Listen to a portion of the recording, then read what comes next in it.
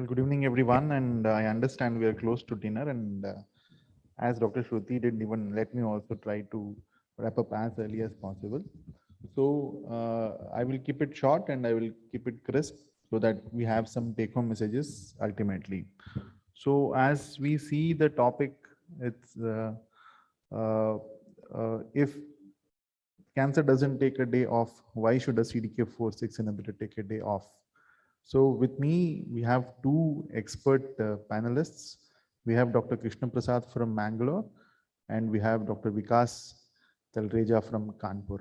I think both of them are there online, and I am here offline, and it's a apt hybrid symposium. Okay. So these are my disclosures and my disclaimers. So here I will be presenting my real world experience of two cases on abemaciclib, and I've got a reasonably long follow-up of around 6 to 9 months.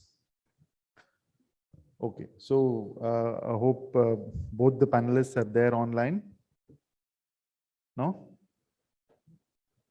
Just find out.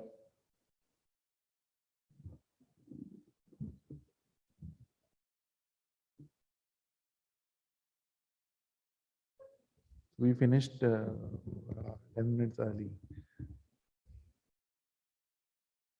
Okay, so just to keep the ball rolling, uh, this patient is the mother of our own neurologist from our hospital. So she was a 73-year-old elderly lady. She was diagnosed with left-sided breast cancer in 2010, for which she underwent left MRM. It was a small tumor T2N0M0, and it was grade 2, and it was strongly ER/PR positive and HER2 negative. And she took adjuvant letrozole for 5 years from 2010 to 2015.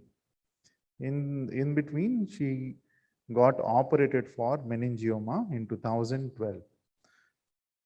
Well, from November 2020 onwards, she started presenting with abdominal pain, bony pains, fatigue, and weakness. And PET CT was done. So before she came, she underwent physiotherapy for her back pain. She took nutrition supplements. After that, they came to an oncologist. So her son was a neurologist. He was treating for all those bone pain symptoms with pregabalin physiotherapy, and ultimately they realized that breast cancer can recur. As Dr. Shruti was presenting, 10 years, and in a hormone positive patient, it is very apt that we see a late recurrence. 2010 surgery, 2015 aromatase inhibitor completed, and 2020 she is showing extensive disease. Extensive disease in the form of left subpectoral recurrence, multiple liver mets, lung parenchymal and pleural nodules, multiple sclerotic and bone marrow lesions. And she was ECOG performance status 2.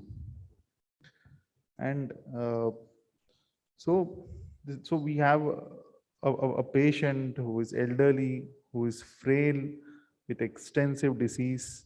So the clinical case was discussed with the family, her son, regarding the advanced nature of disease and the palliative intent of treatment. And all the parameters, lab parameters were all fine, but the patient was not in visceral crisis. So this is the scenario we have. Okay, so do we have the panelists? Okay. So, Dr. Krishna Prasad, welcome for a hybrid type of a symposium. Nice to see you smiling always. So, I think you heard the case which I presented. So, elderly frail lady was not willing for rebiopsy, has extensive disease. So, just to have a clear question, are all hormone receptor positive metastatic disease patients are same, or are they heterogeneous? So how do you, categorize them in your mind before you embark onto therapy? So one is, of course, the patient characteristics. That means how fit is the patient. Here we have an elderly, frail woman. The second is the tumor characteristics also. Like this particular patient has been treated, I think minimum 5 years before, isn't it? She's completed Correct. Correct. her adjuvant therapy 5 years back. So the tempo of the disease seems to be slow. Maybe she was not on regular follow-up after that. That's why she's presented with a large volume disease. So the volume of disease is important. The tempo of disease is important. Of course, if she is not willing for rebiopsy now, I would not be very keen to force her for it because she is already ER/PR positive and the disease resembles clinically also a ER/PR positive patient. The extent of the disease, whether visceral disease is present or not, or it's a bone only disease, the grade of the disease, and the tempo of the disease, in addition to the fitness of the patient. I think these are the things which we generally look for. I think it was very perfectly put. Not all hormone receptor positive metastatic breast cancer are the same. We need to divide them, look into the disease burden, look into the PR positivity, Ki67, liver metastasis, and so on. Okay. So, as far as the treatment of this patient is concerned, so we have the other panelists also is joining. Okay. So until he joins, so I would request again Dr. Krishna Prasad himself. So Dr. Krishna Prasad, so what would you have chosen in this patient? This is an endocrine sensitive patient uh, who had stopped aromatase inhibitors 5 years back with a heavy disease burden, not in visceral crisis. So in this patient, I think chemotherapy would not be one of the choices, at least not at present. That's because one, she is elderly, she's 70 plus. Secondly, the disease tempo seems to be slow. And thirdly, like you pointed out, she's not in visceral crisis. So at present, chemotherapy would not be one of the main options. Regarding hormonal therapy, I think we have an option of using only hormonal therapy versus using hormonal therapy in combination of other agents. So in this elderly lady, I think it would not be wrong for us to give her hormonal therapy on its own. So fulvestrant as a single agent, I think is a reasonable option. Even giving aromatase inhibitor or tamoxifen on its own would be options, but probably would not be the best options considering her extent of disease. So the same elderly, frail lady, if she had mainly bone only disease, maybe hormonal therapy on their own would stand the test of time. Because you put it across saying she's got extensive disease burden, liver disease, lung disease, I think it would be better if she can tolerate it to give a combination of chemotherapy and hormonal therapy with some form of agent, most probably a CDK4 inhibitor. So I think that would be the way to go. Whether you want to choose aromatase inhibitor again because it's been a long time, 5 years, or would you like to go with fulvestrant? I think we can give both the options. Maybe all of us would feel like giving fulvestrant, but I think choosing aromatase inhibitor also would not be wrong. Okay.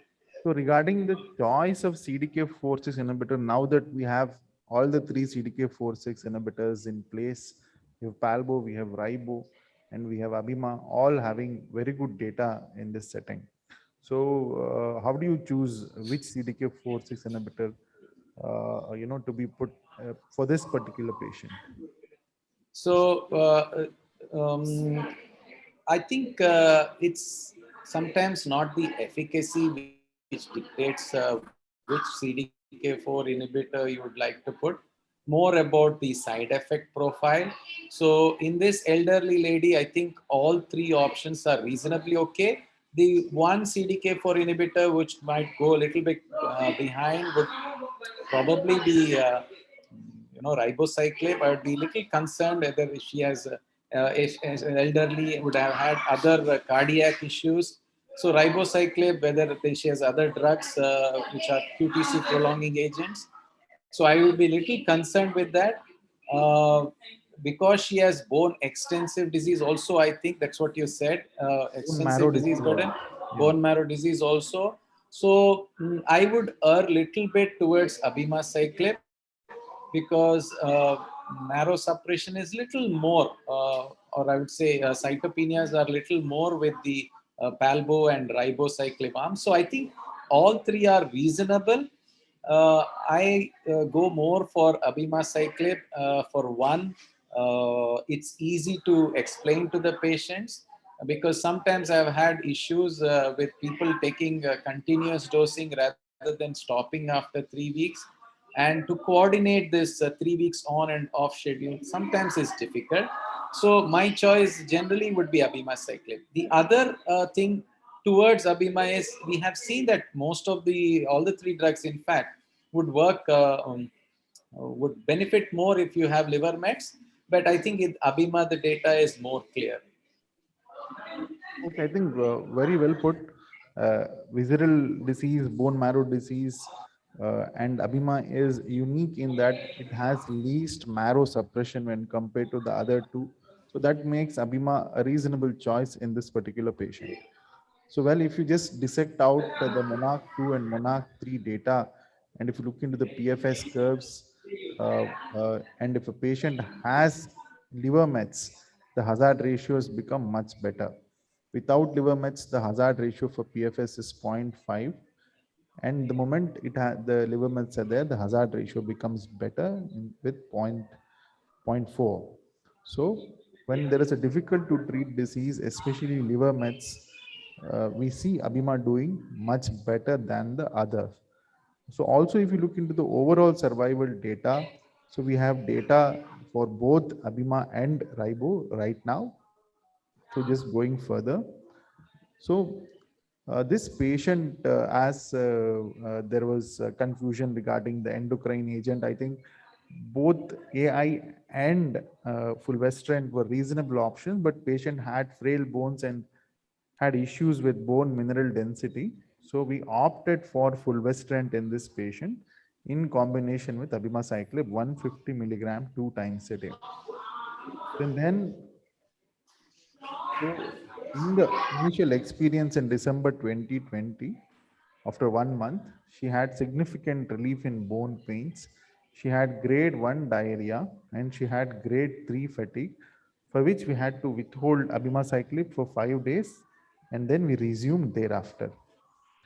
So, Dr. Krishna Prasad, what do you think is your experience as far as toxicity with abemaciclib is concerned? I mean, with the limited experience I've had in the last few months, abemaciclib is very well tolerated. I have not seen the diarrhea which is mentioned. Yes, few of them have had the mild episodes of diarrhea, but I have not had to stop the drug for anybody. In fact, till now, none of the patients have had dose reduction for any reason. Having said that, we are worried about diarrhea and we do discuss about it every time. So we lay out a plan. I think communication is extremely important when we prescribe oral drugs, especially when it is for a long period of time. We carefully follow up these patients in the first 2 months. It will be every 15 days. And after that, the frequency of follow-up reduces.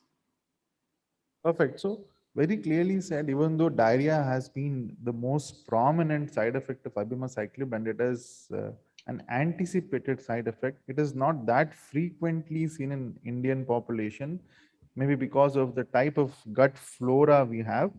However, in my experience, I feel fatigue has been a major dose limiting factor. I think this was the dose limiting toxicity of abemaciclib in the initial dose titration trials. So fatigue is an issue which we usually face with abemaciclib. We try to correct the hemoglobin, thyroid levels, electrolyte levels. In spite of that, the fatigue persists and it promptly responds to temporarily holding abemaciclib for a brief period of time. So then in Jan 2021, we did a PET CT. It showed a near complete response and grade 2 fatigue and grade 1 diarrhea were the toxicity she had. You can look into the PET images. The lower one images are the previous one, the November one, and then the upper ones are the January one. You can see those lytic lesion in the vertebra have resolved, and those liver lesions also have shown significant resolution as well. So had a near complete metabolic response and a significant morphologic response. And the patient went on to receive abemaciclib plus fulvestrant till June 2021, where the liver lesions show complete resolution and the bone lesions also show a complete response. Okay. So, and if you look into all the three PET-CT images, the left lower down is the November images where you see those vertebral lesion, femur lesions, bone marrow lesions. And then left upper is the January one, you see complete resolution. And then the right one you see is the June 2021, which is again showed complete response. So, well, Dr. Vikas, looking into these images, looking into the rapidity and completeness of response. So if I would have given only fulvestrant to this patient, would you had expected such rapid and complete responses in this patient? Dr. Vikas. Thank you, sir, for the question. And I would definitely agree with you that giving abemaciclib and the fulvestrant was the best possible option for the patient, as we can see that the depth of the response and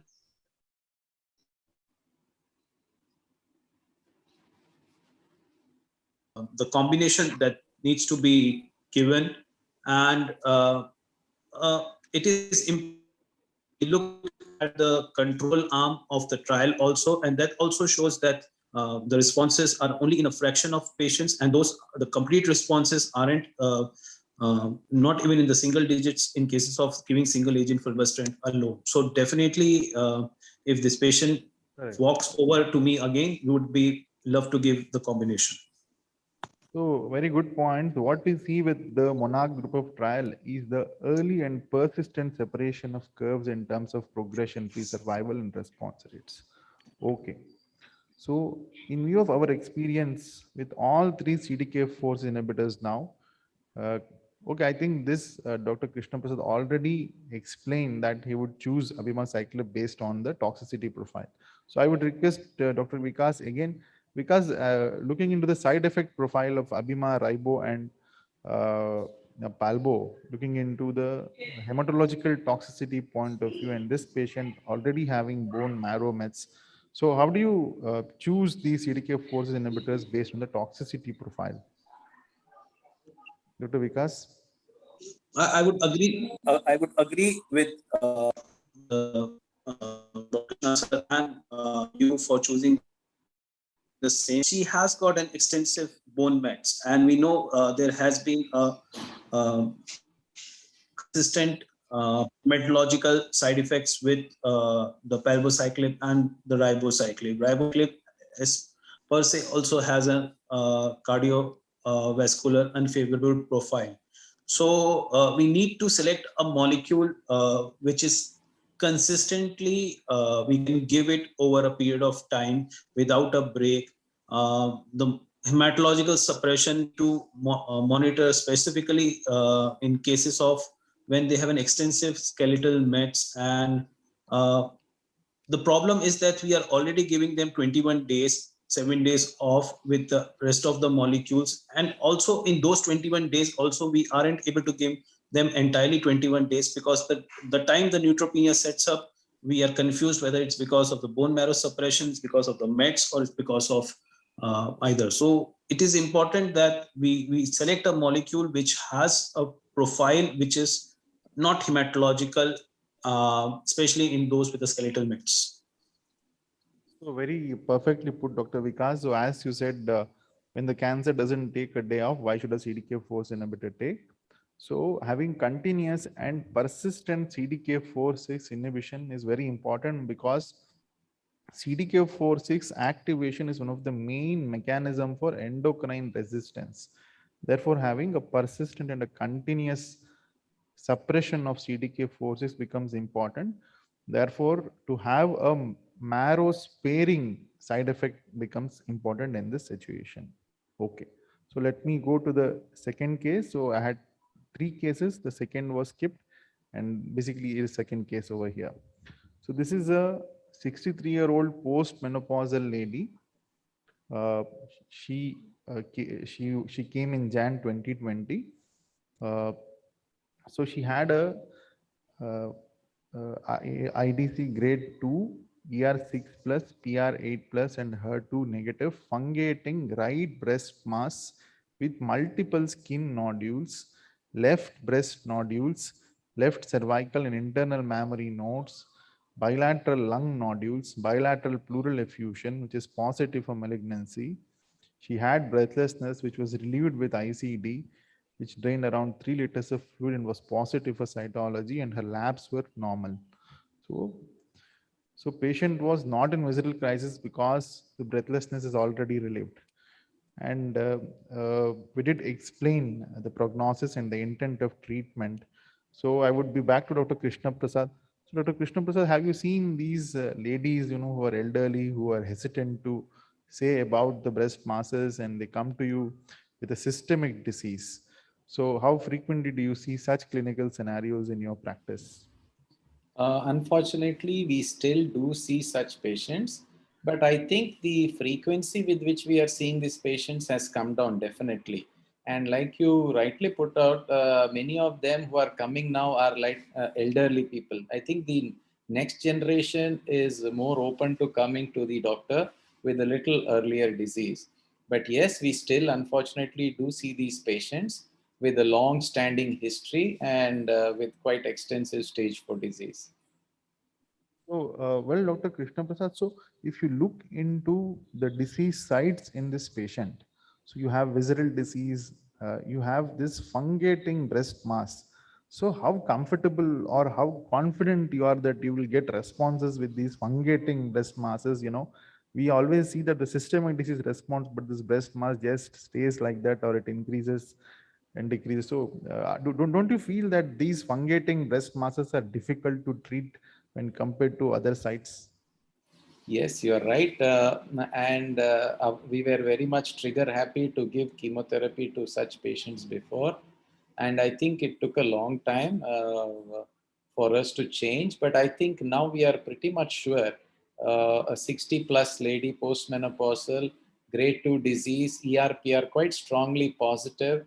Definitely, I think with the way CDK4 inhibitors work fast and with the knowledge that they work reasonably as fast as chemotherapy does, I think we'll be confident in using a combination here. Okay.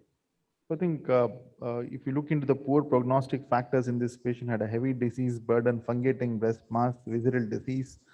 And so Dr. Vikas, so again, back to you. So this patient is treatment naive. So what would you choose in this patient? You have all the 4 options on screen, Dr. Vikas. So I believe right now isn't a patient who is in visceral crisis because the pleural effusion has been drained. The lung mets, I believe, has so much symptomatic disease burden per se because of a general condition, probably I would say. And with a fungating mass, I have my apprehensions for giving chemotherapy because it's an avascular area. So no matter how hard you hit upon them, the drug doesn't reaches up to it. And I definitely believe that for a 60-year female, the chances of landing her into myelosuppression, diarrheal side effects, mucositis would render her further apprehensive for the compliance of the chemotherapy. And that's why my preference would be to choose based on the ERPR, since it's strongly positive for her with a grade 2. I would definitely have my inclination to start her on a CDK4/6 inhibitors and some hormonal agent and look for every 15 days for the response and the toxicity of handling it. And in case it doesn't respond, then I would know that I have to fall back upon chemo, but would choose with the because we know that these agents do respond in extensive visceral disease.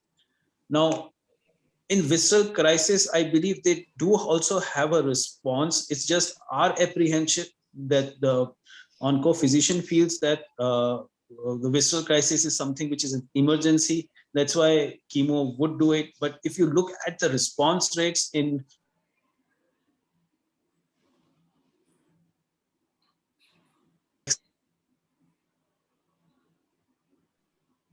Because I think there is a network issue. Okay, let me continue from there. Okay, so well, so those as patients Dr. also. Vikas was correctly pointing out, he wanted to have a CDK4/6 with a endocrine therapy, and these are the Monarch 3 data in the frontline setting of NSAI in combination with abemaciclib, and you can see almost a doubling of the probability of survival, and the hazard ratio is 0.5. And these are the subgroup analysis of the pre-specified subgroups. You can see all the subgroups, visceral disease, bone-only disease, have got significant PFS benefit. And these are the early and rapid responses that you get when you combine abemaciclib with a non-steroidal aromatase inhibitor. And you can see the response rates are in par of 50%, which is far less than the chemotherapy. So she was offered letrozole plus abemaciclib 150 milligram twice a day. She did have fatigue as an issue. Otherwise, she tolerated extremely well. And this is the local response we got. So if you look into Jan 2020 to Feb 2020 in March and now in July, so just with oral tablets, no surgery, no radiation, no chemotherapy, choosing a proper endocrine therapy, the proper CDK4/6 inhibitor combination has resulted in near complete responses of these lesions. And just to support that, you can see the PET CT where the right breast lesion that is there in the left lower figure is completely vanished in the left upper figure. There is no breast mass left. So complete metabolic and near complete morphologic response when you combine a potential CDK4 inhibitor with an endocrine agent. So I think we already discussed these toxicity parts. So, before we go to the post therapy, so well, Dr. Krishna Prasad, so if you look into the overall survival data, so for Paloma 3, we have overall survival only in endocrine sensitive population, whereas in the endocrine resistant, overall survival benefit is not there with Paloma. So for ribociclib, you have data for both, frontline setting and relapse setting in the both Mona-Lisa trials. All Mona-Lisa trials have overall survival data. So we have Monarch overall survival. If you look into the Monarch 3, so the reason probably why the Monarch 3 abemaciclib has not yet got overall survival is mainly because the trial was started an year later. So the Paloma 2 and the Monarch 3 trials were started 1 year later than the Mona-Lisa trial. So what do you think, Dr. Krishna Prasad? Would you expect abemaciclib also to have, what do you anticipate? Would you expect Abema also to have an overall survival benefit? And before I ask you, so if there has been a subgroup analysis of the premenopausal subset of patients in both Monarch 2 and Monarch 3 and have got a statistically significant benefit. So ribociclib and abemaciclib are looking to have an overall survival benefit. So, and the long-term follow-up of Monarch 3 still awaited.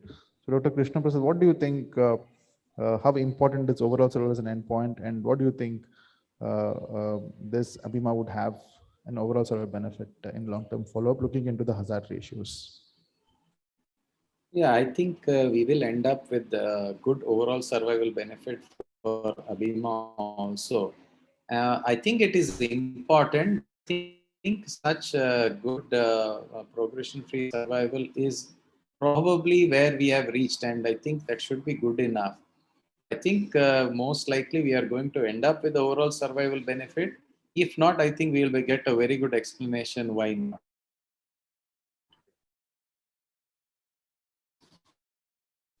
So fair enough, Dr. Krishna Prasad. So for Paloma, we couldn't get, but for Ribo, we have got, and for Abhima also, the hazard ratios, if you look into, probably we will get. And the probable reason why we have not yet got is because of the 1 year delayed initiation of the trial.